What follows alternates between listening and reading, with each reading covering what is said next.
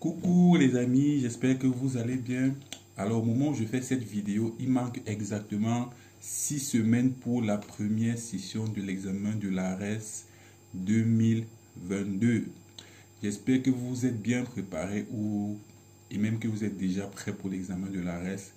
Mais on se connaît, nous sommes des étudiants, on aime les choses de la dernière minute et ça peut m'arriver que vous veniez de découvrir cette opportunité-là et que vous voulez quand même tenter votre chance pour accéder aux études de médecine en Belgique. Alors si vous venez de découvrir cette opportunité ou alors vous l'avez découvert depuis et que vous ne vous êtes pas préparé assez tôt et que vous vous dites que maintenant il est trop tard, à moins de 6 semaines pour débuter la préparation, sachez qu'il n'est pas trop tard. Certes, c'est mieux de se préparer tôt pour avoir le plus de chance et pour avoir le plus d'assurance possible, mais à moins de 6 semaines de l'examen de la RES, il est tout à fait possible de se préparer à avoir un maximum de chances de réussir l'examen de la RES. Alors, dans cette vidéo, je ne vais pas vous donner une solution miracle, mais je vais vous donner une astuce qui vous permettra à moins 6 semaines ou à moins un mois de vous préparer et d'avoir quand même un minimum de chances de réussir l'examen de l'ARES. Alors pour ce faire, je vous amène sur mon PC et je vais vous montrer ce dont je parle. Voilà, je suis là sur mon PC, sur mon navigateur. Alors ce que je vais faire, l'astuce que je vais vous donner, je vais faire ça pour la biologie et vous allez faire exactement la même chose pour les autres matières.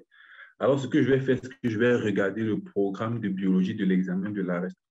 Et donc pour faire cela, nous allons aller ensemble sur le site de l'ARES pour se préparer. Voilà le site que je vais laisser en description de la vidéo. Donc, c'est ça. Voilà. Et je vais donc regarder le programme de biologie. Je répète, vous avez fait la même chose pour toutes les matières. Donc, je clique ici sur programme détaillé de l'examen d'entrée. Alors, vous pouvez la voir en PDF si vous cliquez ici, mais ce n'est pas nécessaire pour nous. Nous allons simplement regarder là. Donc, on voit bien que le programme de biologie, c'est premièrement la cellule, avec tout ce que vous devez connaître sur la cellule. Deuxièmement, la génétique, hérédité, voilà, dans le deuxième chapitre. Troisièmement, c'est l'évolution. OK. Et quatrième chapitre, c'est l'écologie. Donc, vous voyez que voilà les 4 chapitres qui reviennent en biologie. 99% des questions vont venir de ces 4 chapitres-ci, dont la cellule, la génétique, l'évolution et l'écologie. Et comme nous savons que l'examen de l'ARES, c'est un examen, même si pour les étrangers, c'est un peu plus compliqué, il suffit d'avoir la moyenne pour valider la matière. Donc, vous n'avez pas besoin de connaître toutes ces notions. Donc, ce qu'on va faire, c'est qu'on va donc aller sur les anciens sujets. Vous devez le faire pour tous les sujets. On va aller sur les anciens sujets, regarder les chapitres qui reviennent le plus. Et à moins un mois de l'examen, si vous commencez votre préparation maintenant, vous n'allez que lire ces chapitres-là. Je m'explique. Si je m'en vais, par exemple, regarder les anciens sujets et je me rends compte que 50% des questions viennent sur la cellule, 25% des questions viennent sur la génétique. Ça veut dire qu'en maîtrisant ces 2 chapitres-là, dont la cellule et la génétique, je suis pratiquement sûr que j'aurai la réponse à 75% des questions, ou au moins une idée sur 75% des questions. Et alors, puisque j'ai commencé ma préparation en retard, je ne vais pas perdre de temps à étudier la diversité dans l'évolution et étudier l'écologie. Et je fais pareil pour les autres matières. Mais c'est très, très important d'aller regarder sur les anciens sujets parce que si vous étudiez seulement 2 chapitres et que ce sont les chapitres qui ne viennent pas souvent, vous allez vous rendre compte que vous allez étudier l'écologie alors qu'il n'y a qu'une seule question sur l'écologie à l'examen. Et vous n'avez pas étudié la cellule alors que c'est cette question. Donc, nous allons donc faire cela. On va donc aller dans les anciens sujets ensemble. Voilà, je reviens sur la page d'accueil. OK, je viens donc. Par exemple, je vais prendre le sujet de 2021. Voilà, on va voir ensemble les chapitres qui reviennent le plus. Donc, voilà les questions de 2021. On voit bien cette première question sur la mitose. Donc, on a déjà une première question sur la cellule. Là aussi, c'est la cellule. Donc, 2 questions sur la cellule. Voilà, voici une troisième question sur la cellule. Quatrième question sur la cellule, le code génétique. OK. La traduction, c'est aussi la cellule. 5e question sur la cellule. Les loutres de mer, je suppose sans lire la question que c'est l'évolution. Donc, on a 4 questions déjà sur la cellule et une question sur l'évolution. Ici, jeune rat radioactif, je suppose que c'est aussi la cellule. Voilà, donc on a déjà 5 questions sur la cellule. Oui, puisqu'on parle de l'appareil de Golgi, bref, des organismes. On a 5 questions sur la cellule déjà, une question sur l'évolution.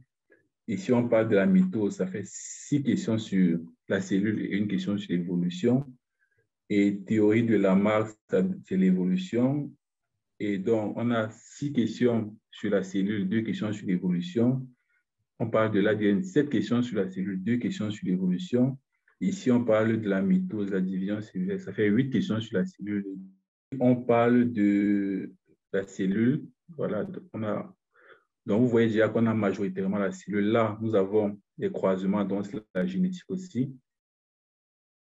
Et ici, là, on parle de la transcription, donc c'est également la cellule. Et voilà, donc là également, c'est la cellule. Là, c'est l'évolution. Là, c'est l'évolution. Théorie de Darwin, c'est l'évolution.